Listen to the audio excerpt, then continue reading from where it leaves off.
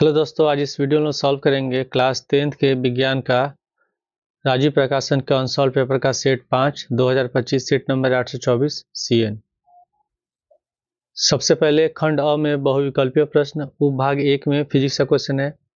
पहले क्वेश्चन लिखा कि एक उत्तल लेंस के फोकस तथा प्रकाशीय केंद्र के बीच एक पतली सीधी छड़ स्थित है तो छड़ का प्रतिबिंब क्या होगा। तो जब भी उत्तल लेंस के हम लोग फोकस और जो प्रकाशीय केंद्र होता है इसके बीच में किसी वस्तु को रखते हैं तो इसका जो प्रतिबिंब बनता है ये आभासी बनता है, सीधा बनता है और बड़ा बनता है, और जो बनेगा ये वस्तु की तरफ ही बनेगा। तो इसमें पहले का बी ऑप्शन सही होगा, आभासी, सीधा व बड़ा। क्वेश्चन 2 में लिखा कि एक अवतल दर्पण की फोकस दूरी 10 सेंटीमीटर है तो दर्पण की वक्रता त्रिज्या क्या होगी। तो अवतल दर्पण की फोकस दूरी जो होगा ये माइनस में होगा तो F बराबर हो जाएगा माइनस का 10 सेंटीमीटर। हमको निकालना वक्रता त्रिज्या, तो वक्रता त्रिज्या को हम लोग R से सूचित करते हैं, कैपिटल R से। तो R बराबर होता है 2F। वक्रता त्रिज्या बराबर होता है 2 गुणे फोकस दूरी। तो फोकस दूरी 10 दिया हुआ है तो 2 गुणे -10 तो हो जाएगा माइनस का 20 सेंटीमीटर। तो इसमें प्लस में आंसर दिया हुआ है तो ए का दूसरे का जो ऑप्शन होगा ए सही होगा, 20 सेंटीमीटर। क्वेश्चन 3 में लिखा कि एक प्रिज्म से प्रकाश का अपवर्तन को चित्र में दिखाया गया है, विचलन कोण होना चाहिए। तो इसमें ये हो गया आपतित प्रकाश से किरण, ये अभिलंब है तो इसके साथ जो आपतन कोण बन रहा है ये अल्फा है। फिर ये प्रकाशीय किरण अपवर्तित होकर फिर यहाँ से बाहर निकल रही थी, ये जो गामा, इसको हम कहते हैं गामा, ये होता है निर्गत कोण, निर्गत कोण कहा जाता है। और ये जो कोण होता है इसको हम कहते हैं विचलन कोण, जिसको हम सूचित करते हैं डेल्टा से, इसको हम पढ़ते हैं डेल्टा। तो तीसरे का डी ऑप्शन सही है। क्वेश्चन 4 में लिखा कि तारों के टिमटिमाने घटना का कारण क्या है। तो जो तारे होते हैं टिमटिमाते हैं ये वायुमंडलीय अपवर्तन के कारण टिमटिमाते हैं, तो चौथे का ये ऑप्शन सही होगा। क्वेश्चन 5 में लिखा कि विद्युत परिपथ में प्रयुक्त होने वाले कुछ अवयव के नाम स्तंभ X में दिए गए हैं, स्तंभ Y में दिए गए चित्रों से सुलेमन कर सही विकल्प का चयन कीजिए। तो सबसे पहले इसमें दिया वोल्ट मीटर, तो वोल्ट मीटर का जो इसमें चिन्ह होगा, ये संकेत होगा, ये हो जाएगा तीसरा, तो पहले का तीसरा होगा। प्रतिरोध दूसरा है तो दूसरे का पहला हो जाएगा। बंद प्लग कुंजी का जो चिन्ह होगा ये चौथे का होगा, और विद्युत सेल का हो जाएगा दूसरा। तो पांचवे का डी ऑप्शन हम लोग का सही है। क्वेश्चन 6 में लिखा है किसी तार का प्रतिरोध 2 ओम है, इसी पदार्थ के किसी अन्य तार जिसकी लंबाई पहले तार की लंबाई की 2 गुनी तथा व्यास आधा है, तो दूसरे तार का प्रतिरोध क्या होगा। तो मान लेते हैं पहले तार का प्रतिरोध दिया हुआ है R बराबर 2 ओम दिया हुआ है। तार की लंबाई को मान लेते हैं हम लोग L, तार की लंबाई को मानते हैं स्मॉल l है, और व्यास को मान लेते हैं D, व्यास बराबर हो जाएगा D। तो इसके लिए हमको पहले निकालना होगा त्रिज्या, क्योंकि फॉर्मूला होता है इसमें प्रतिरोध का फॉर्मूला यूज करेंगे R बराबर रो L बटे A, जहाँ रो है प्रतिरोधकता होता है, L होता है चालक तार की लंबाई, और A जो है ये अनुप्रस्थ काट क्षेत्रफल। तो A बराबर होता है पाई R स्क्वायर। अनुप्रस्थ काट क्षेत्रफल होगा, जैसे ये तार हो गया तो तार का जो ये क्षेत्रफल होता है इसको कहते हैं अनुप्रस्थ काट क्षेत्रफल, तो इसका फॉर्मूला होता है पाई R स्क्वायर। तो इसके लिए हमको त्रिज्या निकालना होगा, तो त्रिज्या हो जाएगा तब R बराबर D बटे 2। तो हम लोग जानते हैं फॉर्मूला होता है कि R बराबर होता है रो L बटे A, R दिया है 2 तो हम यहाँ पर लिख लेंगे 2 ओम बराबर रो को हम लोग रो ही रखेंगे, लंबाई L के जगह L लिख देंगे, और A बराबर होगा पाई R स्क्वायर। तो पाई R स्क्वायर, और R के जगह है इसमें D बटे 2 तो यहाँ हो जाएगा D बटे 2 का होल स्क्वायर। तो 2 बराबर रो L बटे ये हो जाएगा पाई D स्क्वायर बटे 4, और ये जो 4 है ये ऊपर चला जाएगा, इस यहाँ पे आ जाएगा। तो 2 बराबर 4 रो L बटे पाई D स्क्वायर। अब इस 4 को लाते हैं हम लोग बाएं साइड, तो ये नीचे बटे में चला जाएगा। तो 2 बटे 4 बराबर रो L बटे पाई D स्क्वायर, 2 एकम 2, 2 दूनी 4, तो रो L बटे पाई D स्क्वायर का मान निकल जाएगा 1 बटे 2। तो यहाँ पे लिख लेंगे हम लोग रो L बटे पाई D स्क्वायर बराबर 1/2। ठीक है, इसको मान लेते हैं हम लोग समीकरण 1। और फिर से इसमें लिखा है कि इसी पदार्थ के अन्य किसी तार जिसकी लंबाई पहले तार की लंबाई की 2 गुनी है। तो मान लेते हैं कि जो दूसरा तार है उसकी तार की लंबाई L है, कैपिटल L मान लेते हैं, और ये पहले तार की लंबाई की 2 गुनी यानी कि L बराबर हो जाएगा 2L, और व्यास आधा है। तब व्यास पहले हम लोगों ने तार का माना था D, तो आधा व्यास हो गया यानी कि तब इसका हो जाएगा D/2। और फिर इसमें भी हम लोग निकालते हैं त्रिज्या, तो त्रिज्या इसमें मान लेते हैं इसका त्रिज्या है कैपिटल R। तो त्रिज्या निकालने के लिए हम व्यास को 2 से भाग देते हैं, तो हो जाएगा D/2, फिर से 2 भाग देंगे तो ये 2 इसमें गुणा हो जाएगा, 2 दूनी 4 तो हो जाएगा D/4। तब इसका अगर हम इस तार का क्षेत्रफल निकालें तो A बराबर होगा πr², और R बराबर है D/4। तब यहाँ हो जाएगा पाई गुणे D/4 का होल स्क्वायर, तो पाई D²/16, ये निकल गया A का मान। ठीक है, इसको मान लेते हैं हम लोग A'। दूसरे तार का अनुप्रस्थ काट का क्षेत्रफल मान लेते हैं A'। अब इसका हम प्रतिरोध निकालते हैं, इसके प्रतिरोध को मान लेते हैं हम लोग R'। तो R' बराबर हो जाएगा, प्रतिरोधकता सेम होगा क्योंकि ये एक ही पदार्थ के बना हुआ है दोनों तार। तो रो लंबाई को हम लोग माना है कैपिटल L बटे अनुप्रस्थ काट क्षेत्रफल को माना हम लोग ने A'। तो यहाँ पर हो जाएगा R' बराबर, रो की जगह रो लिखेंगे, L बराबर है 2L, तो गुणे हो गया 2L बटे A' बराबर है पाई D²/16, तो यहाँ पर लिख रहे हैं हम लोग पाई D²/16। अब ये जो 16 है ये ऊपर चला हो जाएगा, इसमें गुणा हो जाएगा, 16 दूनी 32 हो जाएगा। तो R' बराबर 32 रो L बटे पाई D²। अब यहाँ समीकरण 1 से रो L बटे पाई D² का जो मान है ये 1/2 के बराबर है। तो हम यहाँ पे ये जो रो L है, रो L बटे पाई D² की जगह हम लिख सकते हैं 1/2। तो यहाँ पर हो जाएगा तब 32 गुणे 1/2, 2 से 32 कटेगा 16 बार में, यानी कि R' बराबर हो जाएगा 16 ओम। तो दूसरे तार का प्रतिरोध होगा 16 ओम, तो छठवें का बी ऑप्शन सही है। क्वेश्चन 7 में लिखा है किसी चुंबकीय क्षेत्र में किसी कुंडली के घूर्णन के कारण कुंडली में उत्पन्न प्रेरित विद्युत धारा की दिशा के लिए प्रयुक्त नियम है।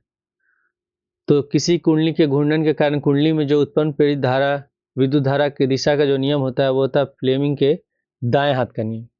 फ्लेमिंग के बाएं हाथ के नियम से हम लोग ये जो मोटर होता है उसको हम लोग बनाते हैं, यानी कि ये चालक पर लगने वाले बल की दिशा को हम निकालते हैं इससे। और ये जो होता है फ्लेमिंग के दाएं हाथ का नियम, इसको हम लोग यूज़ करते हैं जनरेटर वगैरह को बनाने में। तो प्रेरित विद्युत धारा की दिशा के लिए जो प्रयुक्त नियम होगा वो 7वें का ही होगा, फ्लेमिंग के दाएं हाथ का नियम। उप भाग 2 में केमिस्ट्री का क्वेश्चन है। 8 में लिखा हुआ है कि CH3COOH का आईयूपीएसी नाम क्या है। तो इसको हम कहते हैं एसिटिक अम्ल, एसिटिक एसिड है। तो इसका आईयूपीएसी नेम होता है इथेनोइक अम्ल, तो 8वें का बी ऑप्शन सही है। क्वेश्चन 9 में लिखा है कि निम्नलिखित में कौन एल्काइन का सूत्र है। तो जब एल्काइन होता है तो उसमें ट्रिपल बॉन्ड होता है, 3 त्रिबंध होता है उसमें। तो यहाँ पे हम लोग देख रहे हैं कि इसमें एक बंध है, यहाँ भी एक बंध है, यहाँ द्विबंध है, लेकिन यहाँ 3 बंध है। तो 9वें का डी ऑप्शन सही होगा। क्वेश्चन 10 में लिखा है कि पूर्ण रूप से उदासीन विलयन का पीएच मान क्या है। तो जो विलयन उदासीन होता है उसका पीएच मान होता है 7। अगर 7 से कम होगा तो अम्लीय होगा, 7 से अधिक होगा तो क्षारीय होगा। क्वेश्चन 11 में लिखा है कि Na2CO3.10H2O का प्रचलित नाम क्या है। तो जो Na2CO3 होता है इसको हम कहते हैं सोडियम कार्बोनेट कहते हैं। ठीक है, और ये डेका हाइड्रेट है, 10 लिखा हुआ है मतलब डेका हाइड्रेट है। ये जो सूत्र होता है ये धोने वाले सोडा का होता है। तो 11वें का बी ऑप्शन सही है। क्वेश्चन 12 में लिखा कि संयोजन अभिक्रिया का उदाहरण है। संयोजन अभिक्रिया कहते हैं जब इसमें 2 तत्व आपस में जुड़ करके नया तत्व बनाते हैं, नया यौगिक बनाते हैं। तो पहले में कि कार्बन का वायु में जलना, तो जब कार्बन को हम लोग ऑक्सीजन के साथ जलाते हैं तो बनता है CO2। ठीक है, तो ये जो अभिक्रिया होगी ये संयोजन अभिक्रिया होगी। तो 12वें का ये ऑप्शन सही है। क्वेश्चन 13 में लिखा है कि निम्न में क्षारीय धातु है। तो इसमें ऑप्शन दिया कैल्शियम, पोटेशियम, ये सिल्वर है और ये एल्युमिनियम है। तो क्षारीय धातु जो होती है ये पोटेशियम होती है, तो 13वें का बी ऑप्शन सही होगा। उपभाग 3, इसमें बायो का क्वेश्चन है। क्वेश्चन 14 में लिखा कि मनुष्य में वृक्क एक तंत्र का भाग है जो संबंधित है। तो जो वृत्त होता है जिसको हम वृक्क जो होता है जिसको हम किडनी कहते हैं, यह उत्सर्जन संबंधित होता है। तो 14 का सी ऑप्शन सही है। क्वेश्चन 15 में लिखा है कि मस्तिष्क उत्तरदायी है सोचने के लिए, हृदय स्पंदन को नियंत्रित करने के लिए, शरीर का संतुलन बनाने के लिए, इनमें से सभी। जो मस्तिष्क होता है ये सभी कार्यों के लिए उत्तरदायी होता है। तो 15वें का डी ऑप्शन सही होगा, इनमें से सभी। क्वेश्चन 16 में लिखा है कि ग्लाइकोलिसिस का अंतिम उत्पाद क्या होता है। तो जो ग्लाइकोलिसिस होता है इसका अंतिम उत्पाद होता है पाइरूवेट। तो 16वें का बी ऑप्शन सही है। क्वेश्चन 17 में लिखा है कि पुंकेसर में होते हैं। तो पुंकेसर में पराकोष भी होते हैं और तंतु भी होते हैं। तो 17वें का सी ऑप्शन सही होगा, ए और बी दोनों। क्वेश्चन 18 में लिखा है कि मेंडल ने अपनी प्रारंभिक शिक्षा प्राप्त की थी। तो मेंडल ने अपनी प्रारंभिक शिक्षा प्राप्त की थी गिरजाघर से। क्वेश्चन 19 में लिखा है कि मेंडल के अनुसार मटर के शुद्ध बौना पौधा का जीवन प्रारूप होता है। तो ये ऑप्शन दिया है कैपिटल टी, फिर capital T, small T, small T, small T, फिर स्मॉल टी, कैपिटल टी। तो 19वें का सी ऑप्शन सही होगा, small T, small T. Question 20 में लिखा है कि निम्नलिखित में कौन शीर्ष मांसाहारी है। तो शीर्ष मांसाहारी होगा इसमें बाघ। तो 20 का बी ऑप्शन सही है। खंड ब है वर्णनात्मक प्रश्न, भाग 1 में फिजिक्स का क्वेश्चन है। पहले क्वेश्चन लिखा है कि निकट दृष्टि दोष का संशोधन कैसे किया जाता है। इसका उत्तर होगा कि निकट दृष्टि दोष में निकट की वस्तुएं स्पष्ट दिखाई देती हैं लेकिन दूर की वस्तुएं स्पष्ट नहीं दिखाई देती हैं। यह दोष नेत्र गोलक के व्यास के बढ़ जाने तथा नेत्र लेंस की वक्रता बढ़ जाने के कारण होता है। इस दोष का संशोधन उचित फोकस दूरी के अवतल लेंस का प्रयोग करके किया जाता है। क्वेश्चन 2 में लिखा है किसी लेंस की क्षमता -2 डायोप्टर है तो लेंस की फोकस दूरी तथा प्रकृति क्या है। तो अगर लेंस की क्षमता अगर माइनस में दिया है इसका मतलब ये अवतल लेंस है। तो लेंस की क्षमता दिया हुआ इसमें लेंस की क्षमता को सूचित करते हैं P से। तो P बराबर दिया -2 डायोप्टर दिया हुआ है, ठीक है। और फॉर्मूला होता है P बराबर 1/F। इसमें हम लोग को F निकालना है तो F को लाएंगे P की जगह, P को लाएंगे F की जगह। तो F बराबर हो जाएगा 1/P। P बराबर है -2 डायोप्टर। तो F बराबर लिखेंगे माइनस का 1/2 और भाग देंगे तो हो जाएगा -0.5 और ये हो जाएगा मीटर। फोकस दूरी मीटर में होगा। अब हमको बताना है इसकी प्रकृति। तो इसकी फोकस दूरी माइनस में है, इसका मतलब जो लेंस है ये अवतल लेंस है। तो हम लिख लेंगे लेंस अवतल है। क्वेश्चन 2 का पहला है निर्वात में प्रकाश की चाल 3 × 10⁸ मीटर प्रति सेकेंड है। हीरे में प्रकाश की चाल ज्ञात कीजिए। हीरे का निरपेक्ष अपवर्तनांक दिया है 2.42 है। तो अपवर्तनांक इसमें दिया है 2.42। प्रकाश की चाल C से सूचित करते हैं। तो C बराबर दिया है 3 × 10⁸ मीटर प्रति सेकेंड। हमको निकालना है इसमें हीरे में प्रकाश की चाल यानी कि भी निकालना है। तो फॉर्मूला हम जानते हैं अपवर्तनांक N बराबर होता है C/V। तो इसमें हम लोग को भी निकालना है तो भी को लाएंगे हम लोग बाएं साइड, उसको लाते हैं दाएं साइड। तो भी बराबर हो जाएगा C/N और C है 3 × 10⁸N है 2.42। अब यहाँ पे 2 अंक पे दशमलव है, अगर दशमलव हटाएंगे तो नीचे बट्टे में 100 हो जाएगा। तो यहाँ पे लिख लेंगे हम लोग तब 3 × 10⁸ और ये 100 चला जाएगा ऊपर। तो 3 में गुणा करेंगे 100 से तो 300 हो जाएगा। तो हो जाएगा 300/242 × 10⁸। अब 242 से हम लोग 300 में भाग देंगे तो ये आएगा हम लोग का 1.239। ये लगभग आएगा × 10⁸ मीटर प्रति सेकेंड। अब अगर हमको 2 अंक तक लिखना है, यहाँ 9 दिया हुआ है, जब 9 हटाएंगे तो यहाँ पे 4 हो जाएगा। तो हमारा आंसर हो जाएगा 1.24 × 10⁸ मीटर प्रति सेकेंड। क्वेश्चन 2 में लिखा है कि स्वच्छ किरण आरेख बनाकर अवतल लेंस से बने किसी वस्तु के प्रतिबिंब की स्थिति दिखाइए। तो इसका उत्तर होगा कि जब वस्तु अवतल लेंस के प्रकाशीय केंद्र और अनंत के बीच में रखी जाती है तो प्रतिबिंब आभासी, सीधा एवं छोटा बनता है और प्रतिबिंब वस्तु की ओर बनता है। ये अवतल लेंस है, ठीक है, और इसमें ये प्रकाशीय केंद्र हो गया। इसके सामने एक वस्तु रखा गया है AB। जब भी हम किरण आरेख खींचते हैं तो एक जो किरण होगा इसे हम रखते हैं इसको मुख्य अक्ष के समांतर। तो ये हो गया किरण एक मुख्य के समांतर है, और जो अवतल लेंस होता है ये समांतर प्रकाशीय किरणों को फैलाता है, तो ये फैल जाएगा, इस तरह चला जाएगा। और दूसरा प्रकाशीय किरण जो होगा ये प्रकाशीय केंद्र से होकर जाएगा, और जब प्रकाशीय केंद्र से होकर कोई भी प्रकाशीय किरण जाती है तो उसमें विचलन नहीं होता है, तो ये सीधा निकल जाएगी। अब प्रतिबिंब वही बनता है जहां दोनों प्रकाशीय किरणें अपवर्तित प्रकाशीय किरणें एक दूसरे को काटती हैं, तो यहाँ तो कहीं फैलाएंगे कटेगी नहीं, तो हम इसको पीछे इस तरह ले जाएंगे तो ये मिलेगा फोकस से, ठीक है। और जहां ये दोनों प्रकाशीय किरणें काटेंगे यही प्रतिबिंब बनेगा, तो प्रतिबिंब बनेगा ए डैश बी डैश, जो आकार में वस्तु से छोटा होगा और आभासी होगा। क्वेश्चन 3 का पहला है कि 3 वोल्ट विभवांतर के दो प्रतिबिंदुओं के बीच 3 कूलम आवेश को ले जाने में कितना कार्य किया जाता है। तो इसमें विभवांतर दिया है,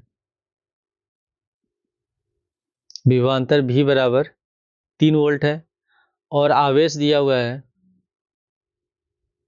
आवेश Q बराबर 3 कूलम। कूलम को हम लोग C से सूचित करते हैं। तो इसमें हम लोग को निकालना है कार्य, ठीक है। तो फॉर्मूला होता है V बराबर W/Q, ठीक है। हमको निकालना है इसमें W, तो W निकालेंगे तो V को इधर, Q को इधर ले जाएंगे V की जगह, तो जाएगा V गुणे Q। अब इसमें V बराबर 3 है और Q बराबर 3 है, तो जाएगा 3 गुणे 3, तो 3 तरीके 9 जूल, और ये हमारा आंसर है। क्वेश्चन 2 में लिखा है कि प्रतिरोधों के श्रेणी क्रम के संयोजन के तुल्य प्रतिरोध का सूत्र लिखिए तथा चित्र खींचिए। तो जब प्रतिरोध श्रेणी क्रम में संयोजित होते हैं तो पहले प्रतिरोध का दूसरा सिरा, ठीक है, दूसरे प्रतिरोध का पहले सिरे से जुड़ा होता है, उसी तरह दूसरे प्रतिरोध का दूसरा सिरा तीसरे प्रतिरोध के पहले सिरे से जुड़ा होता है। तो इस तरह का जो संयोजन होता है उसको हम कहते हैं श्रेणी क्रम संयोजन। तो इसका जब हम संयोजन बनाएंगे तो तीनों प्रतिरोध को ऐसे जोड़ेंगे और ये हो जाएगा हम लोग का परिपथ, ये हो गया बैटरी प्लस और माइनस, और इसमें जो धारा प्रवाहित होगा इसको हम सूचित करेंगे I से। तो इसका तुल्य प्रतिरोध होगा R बराबर R1 plus R2 plus R3। Question 4 का पहला है कि विद्युत चुंबकीय प्रेरण की घटना क्या है।